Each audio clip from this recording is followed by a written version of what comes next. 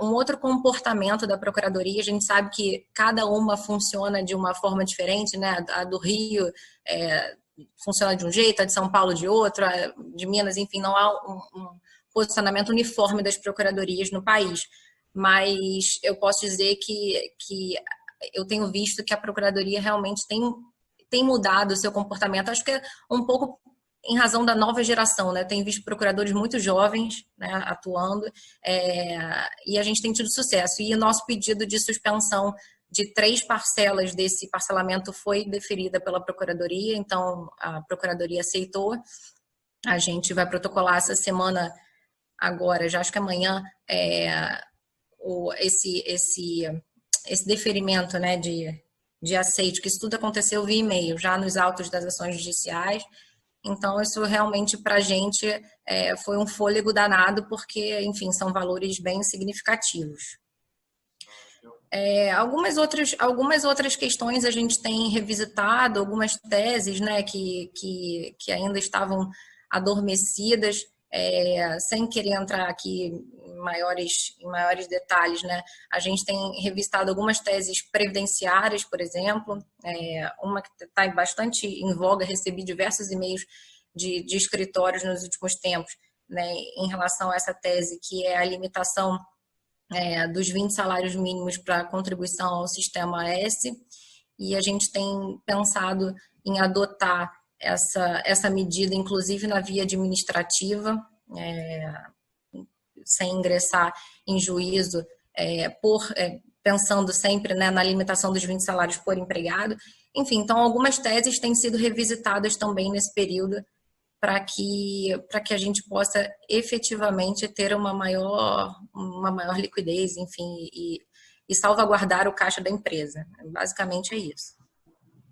Legal, Evelyn, obrigado. Eu acho que você deu um exemplo claro de atuação realmente fora da caixa, né? E com ideias diferentes que surgem nesses momentos de necessidade, né? Realmente E vou para os tecidos, acho que agora, né, pela lei que saiu, foi publicada anteontem, a 13988, que trouxe efetivamente a transação tributária. A gente espera que agora, com esses novos tempos, né, efetivamente a transação que vem desde a época do CTN, da década de 60, agora ela seja efetivamente implementada e utilizada, né? Não seja só letra morta. Eu até queria pegar um gancho nisso, perguntar para o Thales como é que a Oi, nesse cenário de recuperação judicial, está vendo tudo isso? Qual é a tua avaliação sobre a receitíssima lei da transação, né, publicada anteontem? Depois a gente pode até falar um pouquinho acho que a grande novidade aí, sem dúvida, o voto de qualidade, né? Mas queria te perguntar, Thales, como é que vocês estão vendo isso? E também queria te interessar logo uma segunda pergunta, que é como é que vocês estão conseguindo se equilibrar mediante essa inadimplência quase incentivada, né? A gente tem visto, até porque não honra de ajudar vocês nesse assunto, que quase todo dia há uma ação civil pública nova, alguma iniciativa de algum grupo de cliente, no sentido de não simplesmente inadimplir, né? Não pagar as suas respectivas contas telefônicas. Claro que justificadamente, nesse momento de crise, mas eu fico imaginando que você tem que se equilibrar, né, entre prestar provavelmente mais serviço no momento que todo mundo está precisando de banda e essa inadimplência quase incentivada, entre aspas, né? Queria eu te ouvir sobre isso. Acho que em relação ao tema da transação, a gente vem acompanhando muito de perto, né? A gente já, ainda antes da conversão em lei, a gente já vinha mantendo reuniões tanto com a PGFN quanto a Procuradoria-Geral Federal. Para quem não sabe, a Oi, como empresa regulada, tem uma série de discussões e de disputas com o agente regulador, né, especificamente em relação a multas que foram lavradas antes da recuperação judicial da Oi. O entendimento da companhia era no sentido de que estariam sujeitas ao plano de recuperação judicial, eram créditos concursais. Esse entendimento vem sendo mantido tanto em primeira quanto em segunda instância, e vai ser levado, óbvio, ao crivo do STJ. Então, portanto, hoje estaria submetido aos ditames do plano, mas esse fato, como são valores muito expressivos, e aí o total das multas que a companhia tem lavradas pela Anatel superam os 10 bilhões de reais, você acaba trazendo para dentro do ativo Oi uma incerteza muito grande que acaba por dificultar algumas operações que a companhia precisa, tanto de captação de recursos, quanto eventualmente alguma operação de M&A, que os investidores eles ainda entendem que há uma incerteza, e aí, diante de uma incerteza, você vai ter sempre uma dificuldade de precificação desse passivo. A possibilidade que veio com essa lei, né, e já estava na MP, mas por conta dos valores envolvidos, da complexidade, a gente, se não tivesse tido a conversão, dificilmente a gente conseguiria fechar um acordo. Estamos intensificando agora, mais focados em resolver esse tema regulatório e tirar essa incerteza da companhia.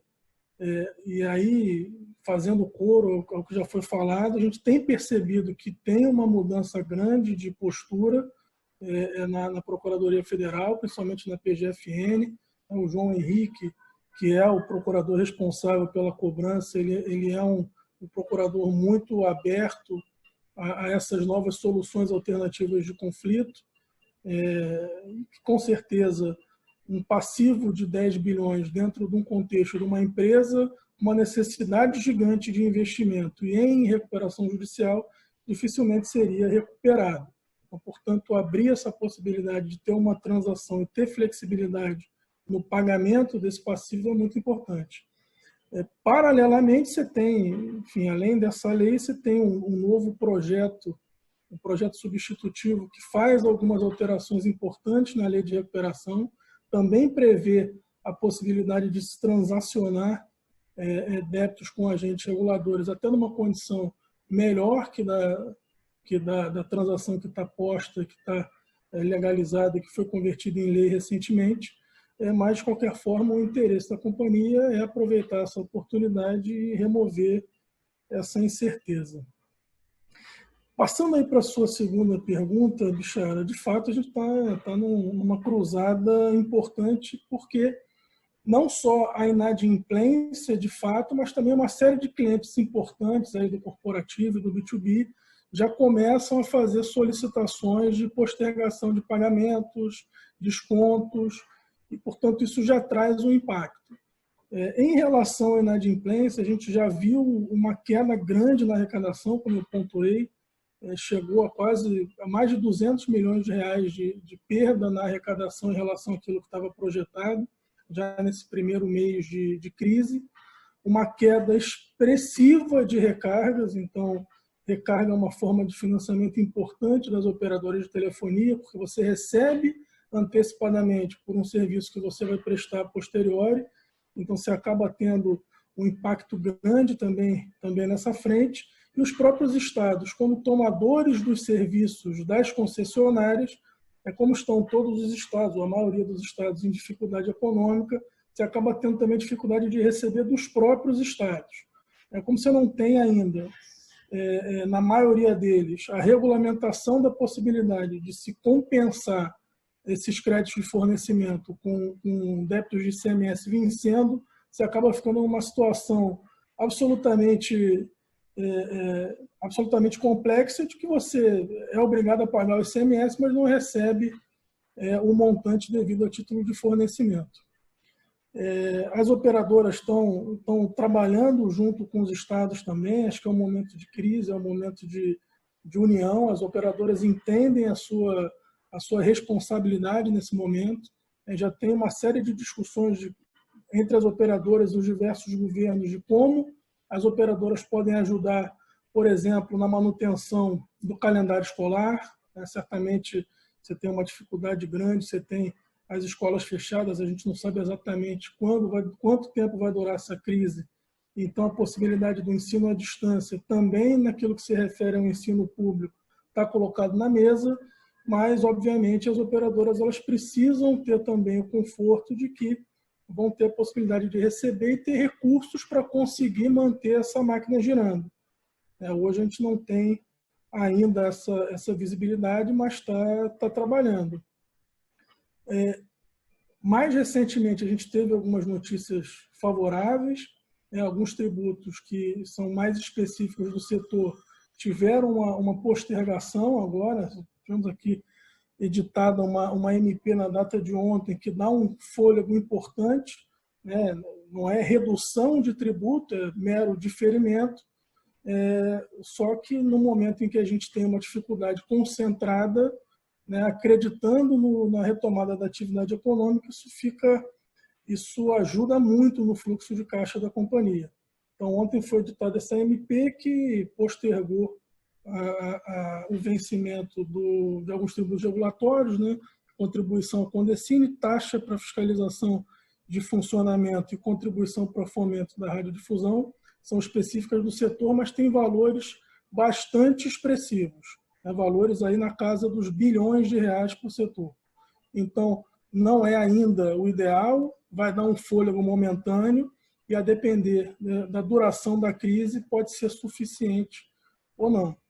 E aí, obviamente, a gente está trabalhando como jurídico tributário interno em tentar, como já foi apontado, levantar o máximo de oportunidades tributárias possíveis, né, obviamente, atentando para os riscos que eventual planejamento tributário pode trazer para a companhia. Nós estamos fazendo um programa que a gente está chamando de Vale a Pena Ver de Novo. Então, todas aquelas ideias que no passado talvez não fossem tão boas, agora elas começam a ter aí uma avaliação um pouco mais de boa vontade. Então, a gente tem feito aí esse rescaldo em tudo aquilo que a gente já avaliou no passado, está tentando algumas medidas judiciais também. A gente entrou pelo setor com essas ações específicas do Covid, pretendendo a postergação de tributos, né, o que acabou depois perdendo um pouco da relevância por conta dos atos editados pelo próprio poder público. Nós estamos aí revendo todas as liminares que foram pedidas para reforçar os pedidos, revendo toda a base de depósitos judiciais existentes na companhia para tentar levantar quando possível. A gente também tem a dificuldade em relação à obtenção de garantias financeiras, então aquela orientação do CNJ de substituição de depósito por seguro para uma empresa em RJ não faz tanto sentido, porque a gente não tem como obter seguro no mercado, a gente não tem limite, então a gente está tentando aqui pensar de forma um pouco mais criativa e até tentando utilizar dessas novas possibilidades, negócio jurídico processual. Sabe que vai ter alguma resistência, mas no caso de uma empresa em recuperação judicial, você tem sempre a possibilidade de requerer algumas medidas ao próprio juízo recuperacional. Como você tem um princípio geral, que é o princípio da preservação da recuperanda, você acaba tendo, óbvio, em relação a tudo aquilo que toca o caixa da companhia, uma avaliação bem mais favorável para a empresa em recuperação. Então, é uma alavanca que a gente acha importante, é uma alavanca que a gente está começando a utilizar, especialmente em relação a esse tema de levantamento de depósitos. Legal, Thales. Obrigado. Só comentar, eu acho que você e a Evelyn tocaram num ponto interessante, que é a solução alternativa de controvérsia, né? E só dividir com os colegas que realmente, aparentemente, chegou o momento desse tipo de coisa acontecer de maneira serial e organizada, né? Porque cumpre lembrar que a dívida ativa só federal é de mais de 2 trilhões de reais. Quer dizer, é quase 30% do PIB, né? Então, se a gente continuar com esse modelo de execução fiscal que existe hoje, fatalmente esse número só vai aumentar e não vai ter uma eficácia na cobrança tributária. Então, esse ponto que vocês tocaram, acho que realmente é muito relevante, né? Tomara que com essa nova MP da transação, embora ainda seja tímida, né, a gente caminhe efetivamente para um modelo onde isso seja viável. É isso. Bruno, acho que, enfim, todo momento de crise ele traz também algumas oportunidades a reboque, né? E a gente viu que a Klabin anunciou no final do ano passado a aquisição do mês passado, perdão, a aquisição dos negócios da International Paper de papelão aqui no Brasil. É lógico que para poder fazer essa aquisição vocês tinham um caixa no passado, mas não esperavam essa crise que viria agora. A gente queria saber um pouco como que A Klabin se preparou para esse momento? Como que o setor tributário, que você está à frente, está ajudando esse esforço de caixa para manter essa aquisição de pé e dar continuidade a esse negócio que se iniciou antes da crise e foi concluído agora no final de março? Oi, Pedro. Então, quanto à participação do setor tributária, acho que eu destacaria 2 pontos. Acho que a parte mais...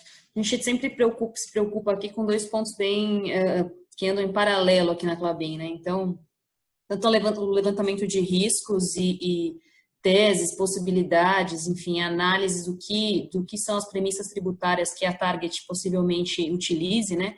E que possa trazer riscos para a companhia, porque de fato não estão possivelmente alinhadas às premissas que a companhia já adota. Então, a gente tenta ter bastante precaução aí na análise de riscos e levantamento do que tem sido de fato aplicado de possibilidades tributárias. A gente sabe o cenário de insegurança jurídica que a gente se encontra hoje, inclusive com algumas decisões aí contraditórias de judiciário e até posições a gente não tem como ter uma visão final ou definitiva. Então, acho que esse ponto é um que, assim, obviamente, ele anda em paralelo com a questão da precificação, né? Então, o tributário está muito envolvido nisso, porque, obviamente, todos esses riscos e potenciais que podem ocorrer numa target aí de autuação, não porque a política é indevida, mas porque, obviamente, a gente não tem um posicionamento consolidado, uma segurança jurídica, isso faz com que seja impactado o preço, ou então cláusulas indenizatórias, né? Então, acho que essa é uma análise muito importante e que corrobora este momento de ter uma precaução quanto ao pricing mesmo da operação e o que pode impactar por conta de medidas ou ações tributárias. E uma outra questão é, de fato, avaliar já o passivo já existente, né? Então, a gente tem bastante preocupação também no que tange ao passivo já existente da requalificação dos débitos e que potencial que a gente vai trazer aqui de carteira e no que a gente acredita ou não de manter a defesa, inclusive no judiciário. Por que eu estou colocando esses 2 pontos? Acho que são bastante importantes em época de Covid, provavelmente tudo isso impacta, obviamente, na avaliação da companhia, na precificação e no valuation como um todo. Então, o tributário acaba tendo um potencial muito grande, especialmente quando nós temos teses aí ou decisões do judiciário pendentes que envolvem créditos muito altos, né? Então, ICMS na base de PIS/COFINS, discussões sobre créditos, base de créditos de ICMS, de PIS/COFINS como um todo, ou na parte de insumos, intermediários, etc. Então, eu acho que, pegando o gancho desta operação, então, assim, obviamente que é uma avaliação como um todo, né, que nós faríamos para qualquer operação de M&A ou qualquer target potencial e, obviamente, tem bastante impacto a parte tributária por conta disso.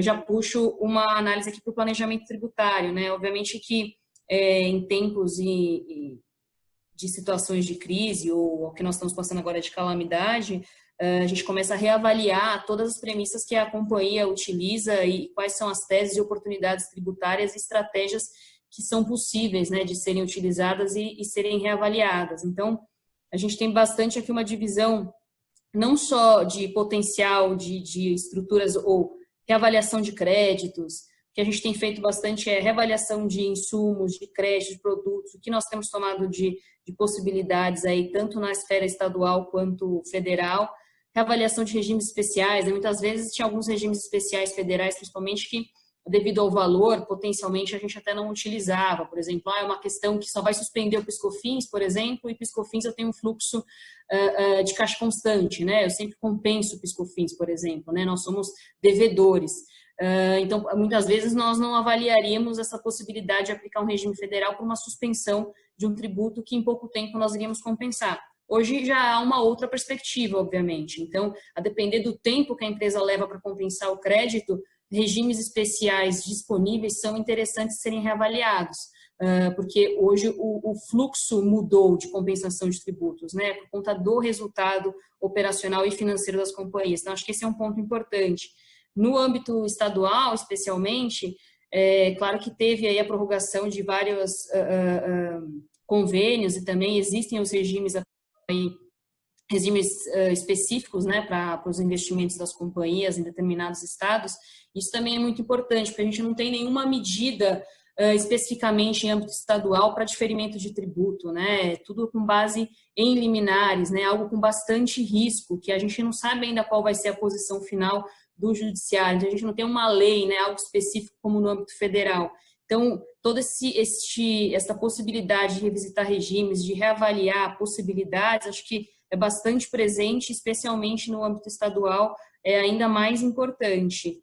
Uma outra perspectiva que a gente tem olhado bastante também, acho que a Evelyn comentou, a gente, obviamente, avalia oportunidades na área previdenciária, a gente tenta focar muito também em revisitar posicionamentos já consolidados, né? A gente, às vezes, a gente tem um posicionamento consolidado do STJ, que mesmo assim é questionado na esfera administrativa, né? A gente tem diversos exemplos. E muitas vezes a gente acaba não utilizando, porque gera essa insegurança. Eu acho que agora é um momento, inclusive, de reavaliar o posicionamento dos tribunais, do judiciário, e quando já é um posicionamento consolidado, se há ou não a possibilidade da companhia se utilizar de determinadas decisões ou posicionamentos que já existem, né? E que muitas vezes são de fato questionados, né? Seja em transferência, seja em tomadas de crédito, seja aí em possibilidades na área previdenciária, né? Que a gente já tem um posicionamento do STJ em vários temas. E também acho que aproveitando, acho que fora essa questão do que é potencial, né? Do que é planejamento, a gente costuma chamar aqui de eficiência tributária no sentido de analisar todas essas possibilidades. Eu acho que uma questão bem importante que a gente tem feito aqui também é, no contencioso, ter uma visão estratégica de reavaliar nossa carteira como um todo. Então, o que a gente tem feito aqui, considerando o momento atual, primeiro, tudo aquilo que transitou em julgado, nós estamos pressionando ainda mais, tendo mais celeridade. A gente tem tido uma resposta muito boa da Receita quanto à habilitação de créditos. Acho que esse é um ponto muito positivo, porque vínhamos com receio já anterior de mercado quanto à habilitação de crédito, quanto ao tempo que a Receita demorava para poder homologar essa habilitação, para poder deferir a habilitação do crédito. E a gente tem tido um resultado bem positivo nesse sentido. Eu acho que é algo que ajuda para poder, de fato, ter a possibilidade de compensação de créditos e não ter desembolso de caixa. E, nesse sentido, a gente tem avaliado a nossa carteira de processos, porque muitas vezes você tem discussões com parcialmente em controvérsia, né? Então, você já tem um determinado montante de crédito que é em controvérsia e discute-se a parte controversa e tudo fica suspenso pela decisão judicial. O que a gente fez com alguns processos foi antecipar, de fato, o trânsito para a parte já em controvérsia, de modo que a gente pudesse, então, habilitar este crédito e reconhecer essa possibilidade para a companhia já posteriormente fazendo a habilitação do crédito e vindo a ter mais este fluxo para compensação de tributos. E na parte de depósitos, especificamente, eu acho que é algo que também é interessante, não sei se é uma situação particular nossa, mas nós temos diversos casos que já transitaram em julgado e que muitas vezes há uma demanda muito grande para que seja feito o levantamento do depósito, para que, né, o fisco se posicione, os estados liberem os depósitos, etc. Então, o que a gente tem feito é em duas frontes aí a parte de depósito. Aquilo que a gente ainda não tem uma decisão final, ou que está longe de ter uma decisão, a gente tem buscado aí a alteração por garantia, conforme a autorização aí do CNJ. Claro que não é vinculativo, só nos traz mais uma possibilidade neste momento para ter mais caixa disponível na companhia. E uma outra possibilidade é isso, é pressionar no judiciário mesmo para que a gente tenha a liberação e o levantamento dos depósitos que estão parados. A gente tem alguns casos nessa esfera, né, nesse sentido. Então, acho que é algo que é bem importante, reavaliar como um todo, se tem como pressionar para que possa ter uma celeridade nessa liberação, independentemente da substituição. E, basicamente, acho que é isso. Nós temos focado, então, nessas duas esferas. Ter uma visão estratégica no contencioso de atuação para liberar o que pudermos de caixa e no planejamento para poder trazer quanto mais aí possibilidades de crédito, tributos, enfim, compensações que nós possamos aí diferir a saída de caixa da companhia. Lembrando que acho que um ponto importante, até a gente chegou a conversar com vocês também, muitas empresas podem não ter ainda uma visibilidade, assim, não é a companhia em si que já está em dificuldade financeira, né, muitas vezes. E acho que um ponto bem importante que a gente tem tentado levar aí no judiciário, que não tem que se analisar somente a companhia, né? Há uma cadeia produtiva, né? A sustentabilidade da cadeia como um todo. Não se pode querer que a empresa esteja numa situação negativa para daí poder ajudar, né? Tem que se olhar a cadeia, a sustentabilidade dos fornecedores e dos clientes, porque não é somente uma empresa não adianta permanecer uma empresa e o seu fornecedor, que é do simples, não poder te fornecer o produto. Ou o teu cliente, você não poder diferir prazo de pagamento. Então, acho que a gente está num momento aqui, olhando uma visão de planejamento de tributário, que eu acho que é muito vinculada à questão econômica, né? A gente tem que olhar a cadeia como um todo, né? E buscar ações nesse sentido aí de eficiência que possam trazer esse capital para a companhia. A responsabilidade social, acima de tudo também, né, Bruno? E um ponto, acho que você levantou, o Thales também tinha levantado, sobre revisitar oportunidades de crédito tributários, né, para poder passar por esse momento. A gente tem visto com alguns dos nossos clientes que mudou um pouco o apetite de risco, né? O apetite acho que está maior para você, uma tomada de risco, é um momento talvez de uma tomada de risco um pouco mais agressiva. Muitos dos nossos clientes que optavam por teses que tinham boas, ainda não tinha precedente vinculante, mas boas expectativas de êxito no judiciário, que tinham judicializado essas matérias, estão optando por desistir eventualmente de mandado de segurança e iniciar esse aproveitamento de crédito administrativo, né? Isso tem acontecido, acho que vai ser uma tendência de agora em diante, na medida em que for a crise for ficando mais robusta. Pegando esse seu gancho, Pedro, pelo menos no grupo Queiroz Galvão, como a gente passou por um momento de dificuldade anterior, né, a essa pandemia, digo, de 2014 para cá, essas questões de reavaliação de aproveitamento de créditos na via administrativa, antes mesmo do trânsito em julgado, foram feitas lá atrás. Por exemplo, a Bruna até comentou sobre revisitar teses que tenham posição pacificada no STJ. Nesse ínterim, né, entre uma crise e outra, posso dizer assim, a gente acabou optando, por exemplo, por compensar os últimos 5 anos dos valores de aviso prévio indenizado, terço constitucional de férias e absenteísmo. Então, a estratégia lá atrás foi pedir desistência parcial dos mandados de segurança impetrados para que a gente pudesse, então, compensar os últimos 5 anos da data da desistência.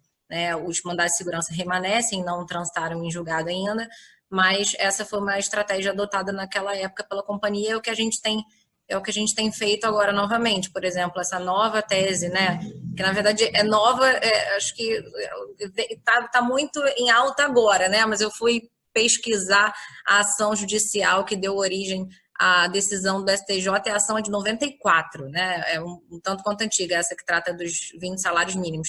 Mas também, de repente, fazer esse aproveitamento administrativo sem ingressar no judiciário, eu acho que realmente é uma avaliação de risco que vem sendo feita, eu acho que não só pela Queiroz, mas por outras empresas também.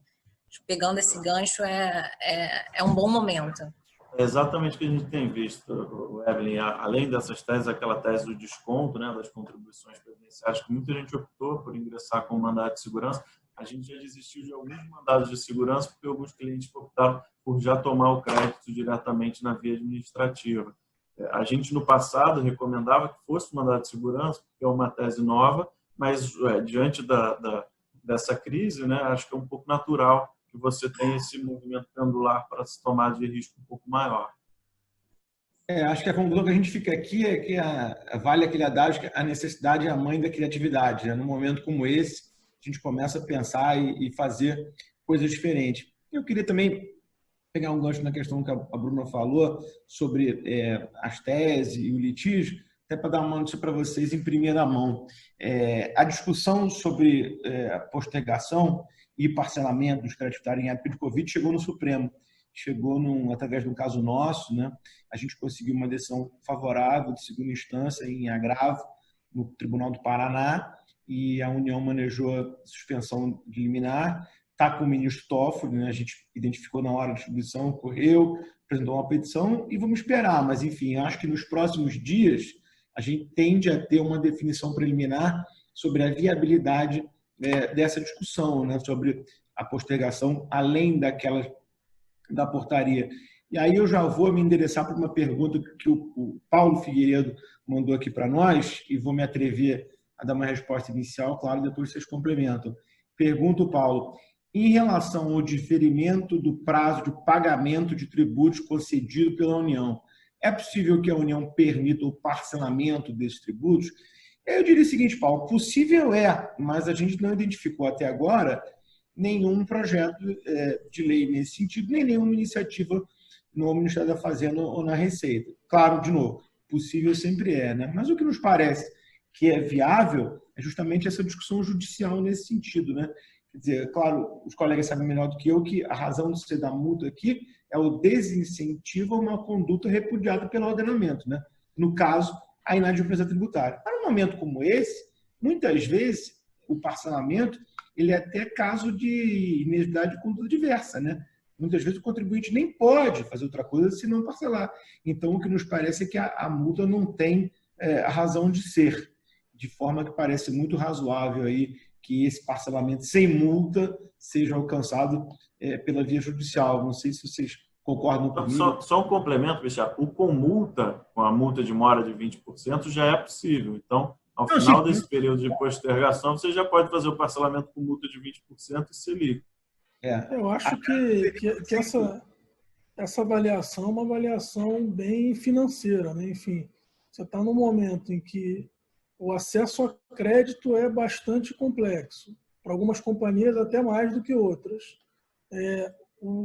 As taxas praticadas tendem a ser altas a depender do risco de crédito de determinada pessoa jurídica. Você tem um parcelamento aí 20% do principal mais Selic simples, financeiramente tende a ser aí para uma gama grande de contribuintes uma solução até viável, né? A gente tem visto isso com alguma frequência em alguns fornecedores nossos em dificuldade.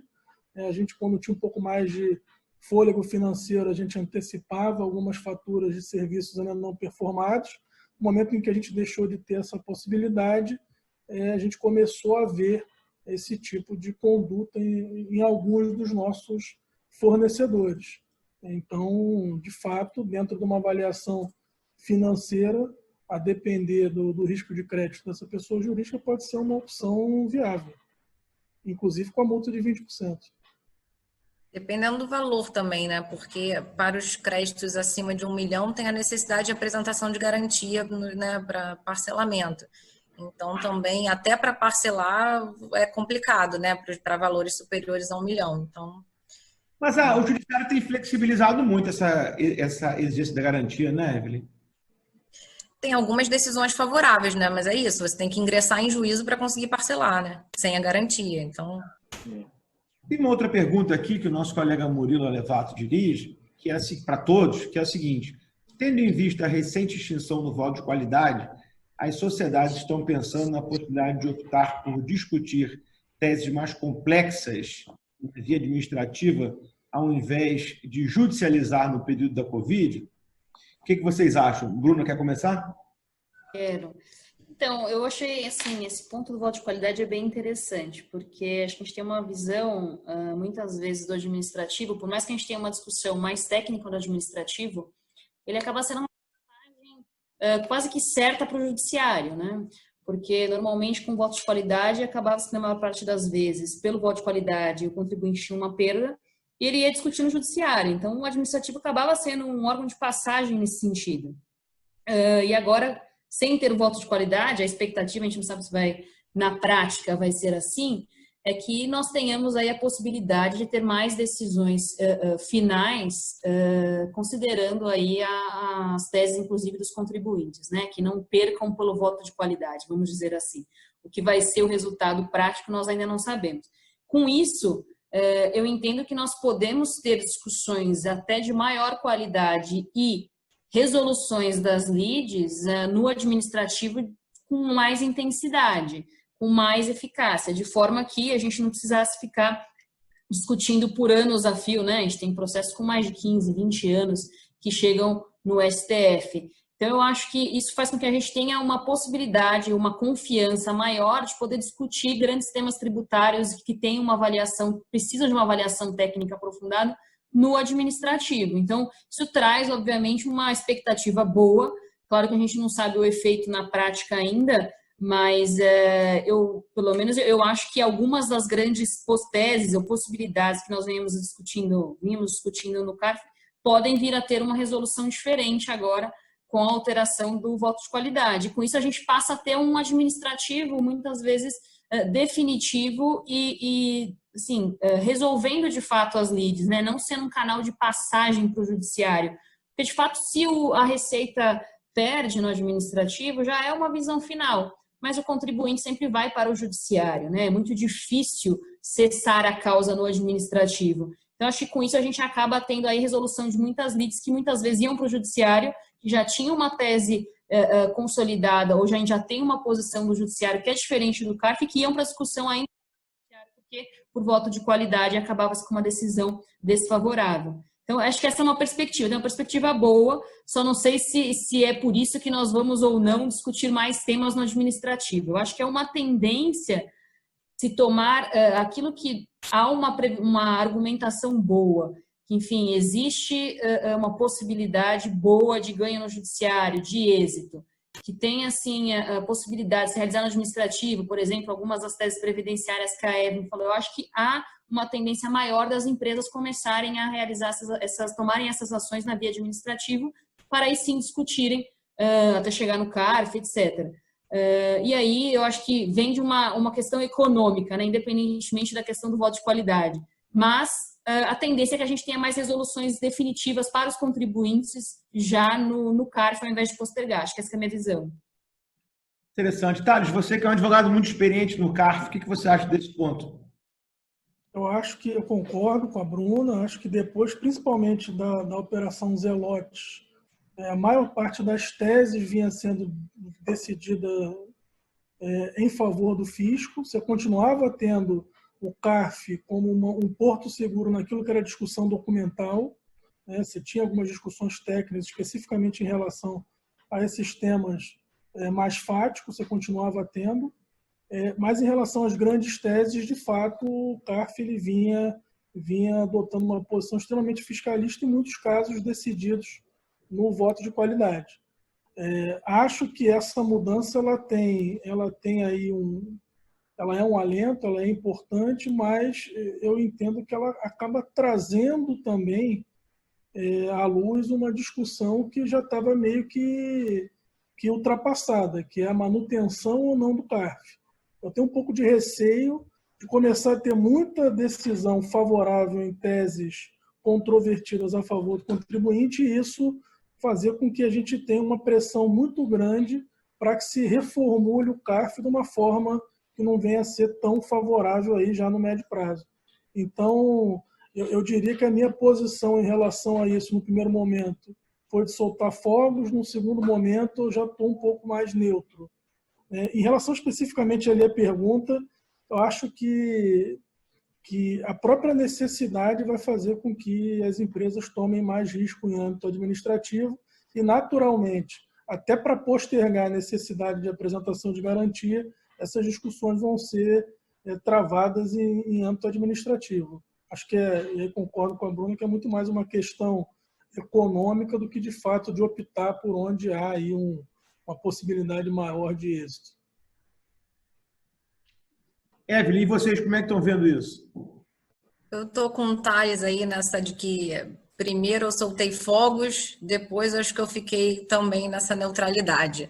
Porque, enfim, até pelas manifestações que já têm sido veiculadas na mídia, né, pelo Sindifisco, enfim, auditores e companhia, acho que isso não vai parar por aqui, vai acabar gerando uma DIN Suprema, então a questão da insegurança jurídica ainda em relação à derrubada do voto de qualidade, para mim, é crucial. Então, não acho que o assunto tenha morrido, não. Acho que está longe disso, aliás. Está só começando. Eu também tenho esse mesmo receio do Thales de ter uma reforma, mas uma reforma prejudicial para os contribuintes no âmbito do CARF, né?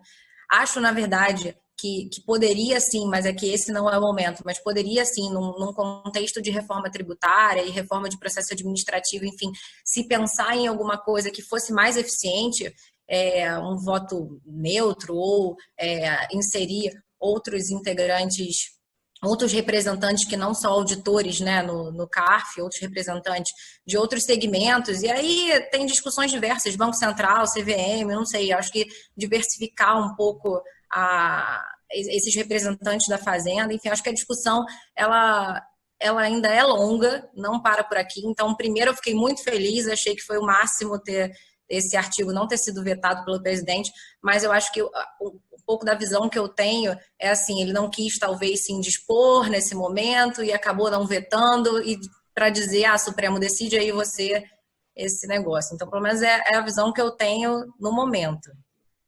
Eu acho que sobre esse ponto de qualidade também, desculpe, Pedro, se fosse no voto de qualidade também, acho que um debate que surge quase que imediatamente após a publicação do MP é o tema da retroatividade, né?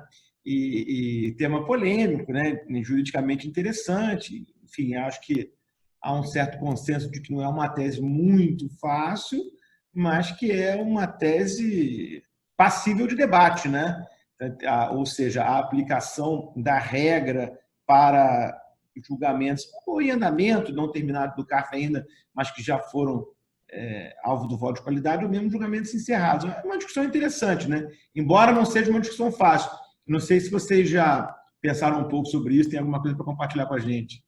E um outro ponto também, acho que vale para a gente abrir para isso também, porque acho que vem a reboque do voto de qualidade, é a definitividade das decisões administrativas para a Fazenda, né? A gente sabe que o STF já reiterou que as decisões contra a Fazenda elas são definitivas no âmbito administrativo, mas eu acho que esse fim do voto de qualidade pode reacender o debate, né?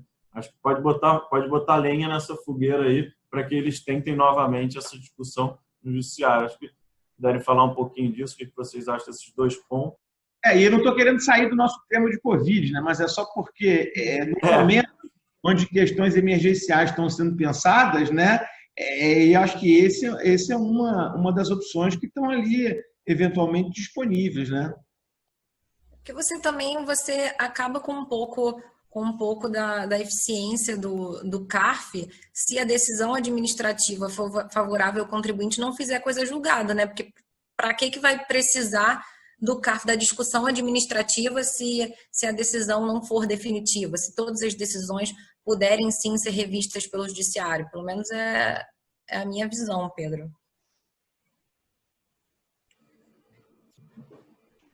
Vou aproveitar e colocar uma pergunta aqui. Eu não sei se nós podemos fazer pergunta também, mas claro. Enfim, um tema que, enfim, já ficou claro que as áreas tributárias das companhias estão passando por um momento extremamente complexo. A importância da área tributária, que já era grande, assume ainda uma relevância maior. E a gente tem um ano que o Supremo resolveu julgar uma série de temas tributários extremamente complexos e com impactos extremamente relevantes. E agora em ambiente virtual, o nosso ministro até, enfim, um pouco menos atento aí às liturgias, né? O que você tem enxergado em relação a esses julgamentos virtuais do STF com gravação de sustentação oral para envio prévio para análise ou não dos ministros? Então, Thales, vou compartilhar com você aqui a minha experiência, até porque ontem, em plena época de home office, e acho que todo mundo sabe que eu sou um defensor da máxima de que não pode fazer home office de pijama, coisa que o valha, né? Mas assim, ontem tive que colocar terno e gravata para fazer para gravar uma sustentação oral, que eu acho que com alguma sorte será assistida por um assessor, né? Vamos ser francos, né? Porque ninguém disse que o ministro vai assistir a sustentação oral em tese, ele não é obrigado a fazê-lo, né? Acho que é muito ruim, né? Quer dizer, a gente acaba perdendo uma parte muito viva do processo, que é o contato com os ministros e a própria sustentação oral, né? E assim, é muito diferente, ainda que vocês sabem que o Supremo agora adotou 2 ritos, né? O julgamento totalmente eletrônico, que você grava a sustentação oral e manda, e o outro que onde você sustenta por videoconferência, né? Como foi, por exemplo, na sessão de hoje, na sessão de ontem. Agora, é claro que não é a mesma coisa, né? Você sustentando da tribuna, você vê a reação de um ministro, vê um movimento de cabeça concordando ou discordando do que você está falando, é muito diferente, né?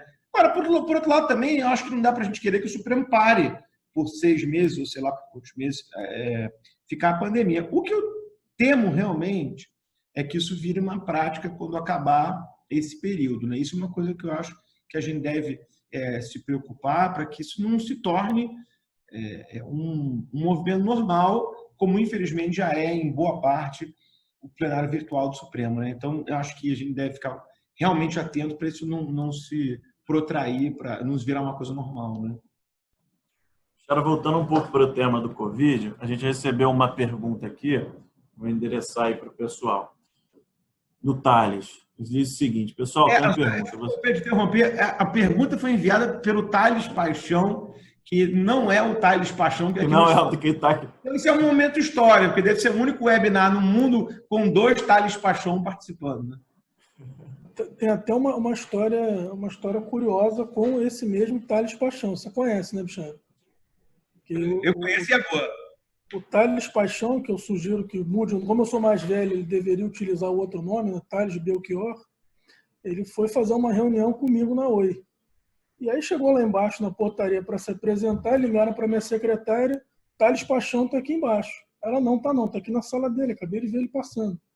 Aí a menina da portaria, não, Thales Paixão está aqui embaixo.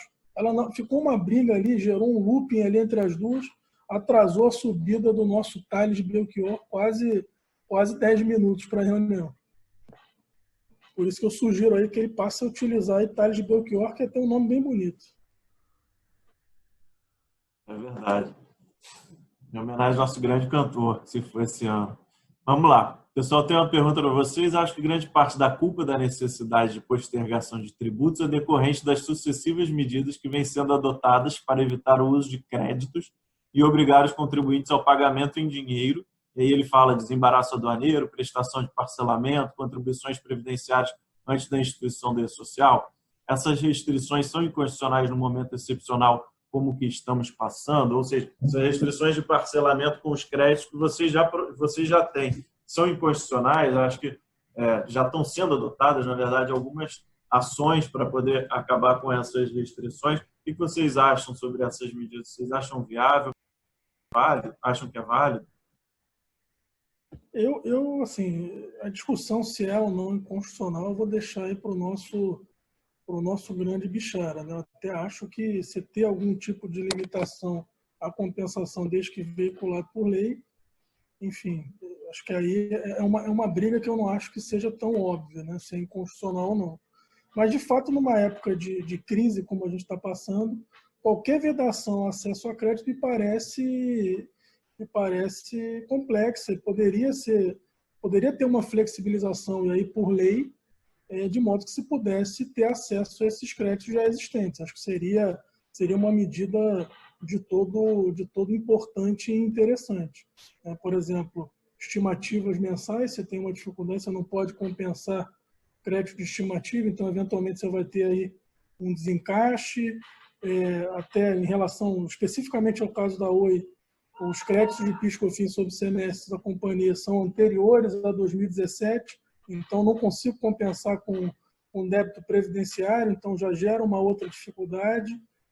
O que a gente tem tentado fazer é aquilo que está na nossa mão. Por exemplo, você teve a possibilidade de entregar a posteriori à SF. Eu mandei antecipar a preparação de todas para liberar desde já o saldo negativo e conseguir utilizar, por exemplo, para compensar a contribuição previdenciária.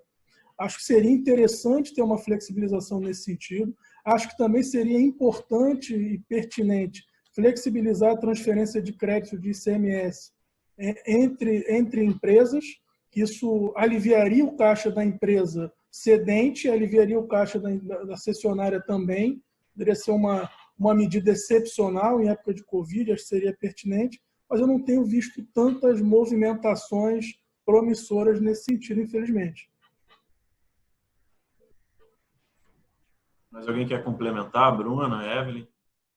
Na linha do Thales, acho que esse é um ponto bem importante. As empresas vêm discutindo muito a possibilidade de liberação desses créditos para utilização, né? Então, nós temos temos casos aqui, como ele mesmo mencionou, de termos altos valores aí habilitados e não conseguimos compensar, por exemplo, com o INSS da questão que só podemos compensar após a social.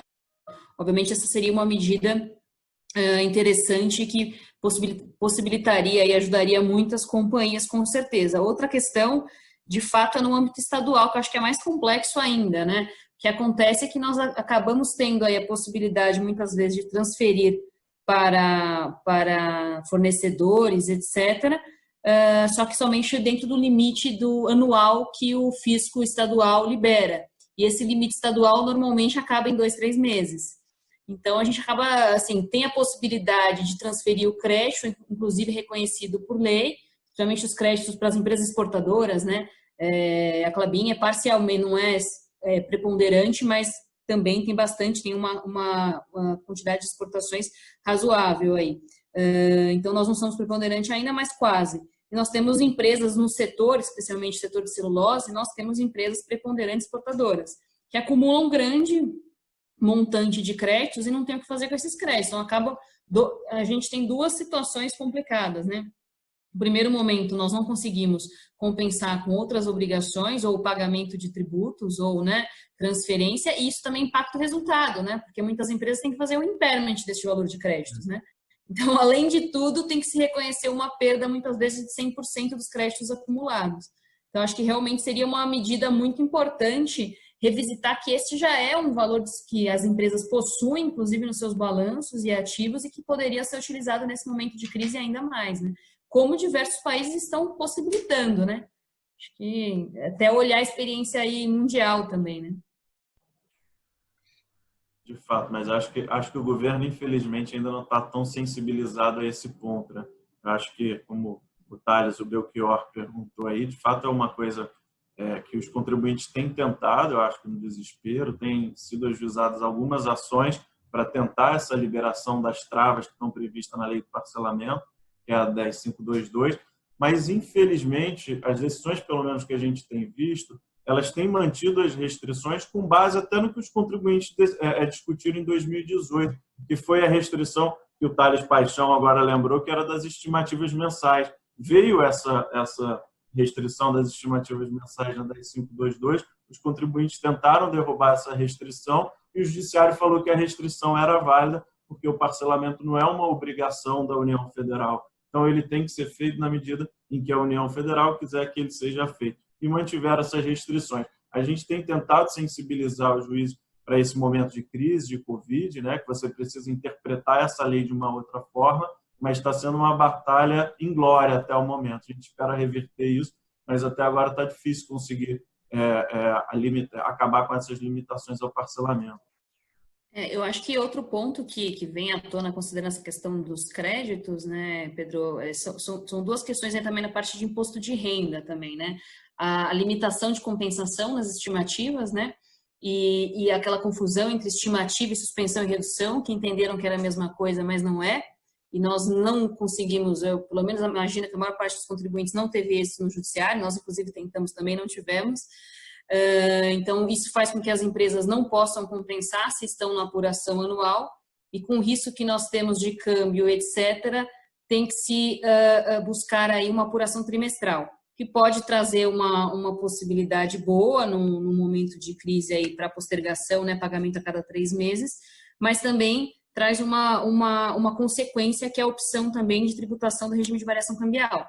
Então, isso também acaba trazendo aí outras consequências para as companhias. E acho que essa é uma questão que, assim, deveria ser revista com certeza, da forma como veio, né, foi algo também bem questionável, poderia ser revertida.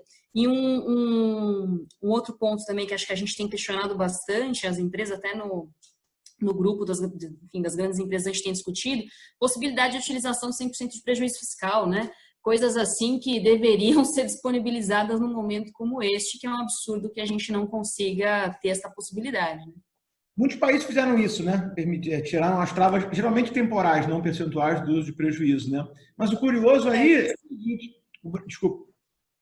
Não, desculpa, é que nesse ponto específico, não sei se vocês chegaram a ver, mas tem um projeto de lei no Senado, acho que é um 647, que tem um projeto de lei tramitando, justamente para possibilitar a transação tributária com utilização de prejuízo e acabar com a trava de 30%.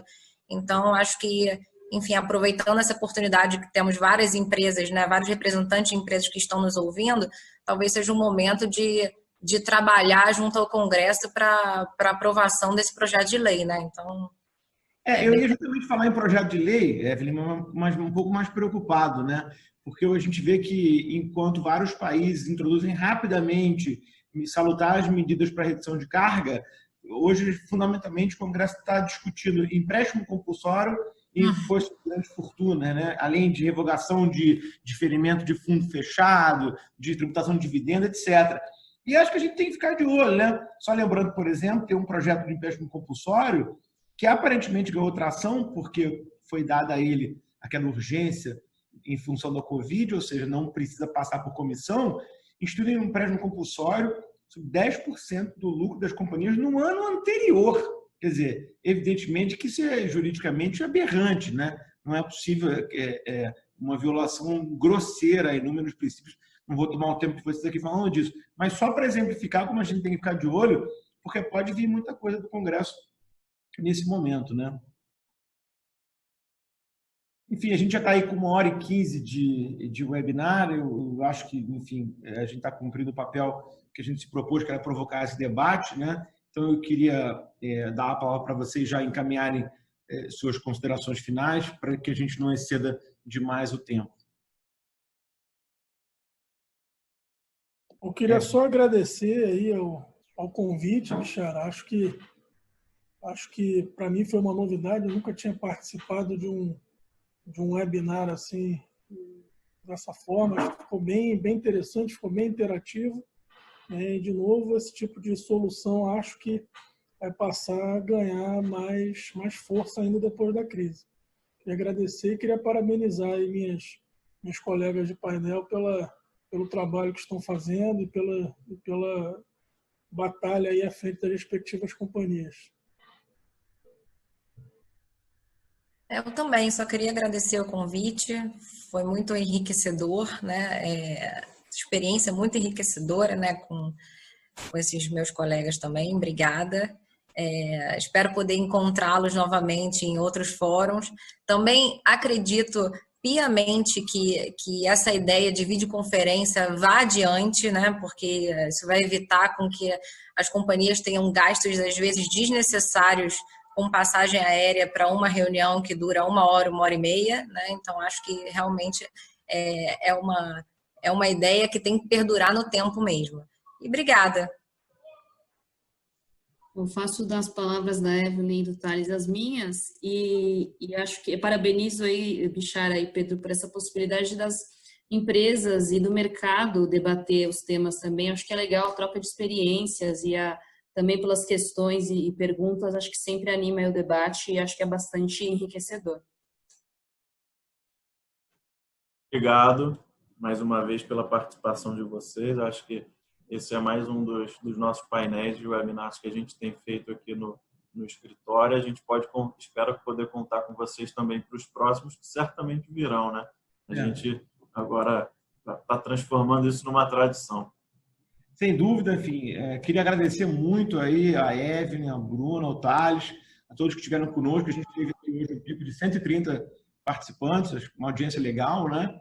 Vamos continuar fazendo esse tipo de evento, pelo menos aí enquanto durar a pandemia, eu espero que depois também, né? Sempre antes da gente se encontrar fisicamente. Evelyn, ontem a OMS divulgou que bebida alcoólica na pandemia tem que ser consumida por moderação.